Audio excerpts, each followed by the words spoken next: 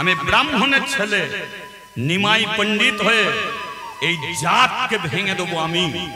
তাই ব্রাহ্মণের চন্ডাল মুচি মেথর সবাইকে তিনি এক জায়গায় টেনে আনার জন্যে তিনি এমন একটা হরিবাসর করেছেন শুধু এই জাতকে ভাঙার জন্য। আর এটাই হলো জাতি ভেদ।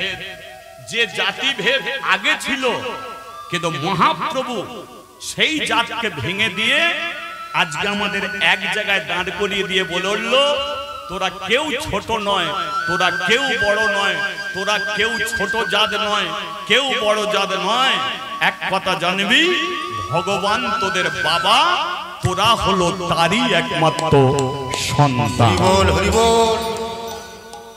মহাপ্রভু প্রমাণ করলো ছোট জাতের একটা মুচির ছেলেকে দিয়ে, ছোট জাতের মুচির ছেলেকে দিয়ে প্রমাণ করলো যে মানুষ জাতের বিচার করে, আমি কোনোদিন জাতের বিচার করি না।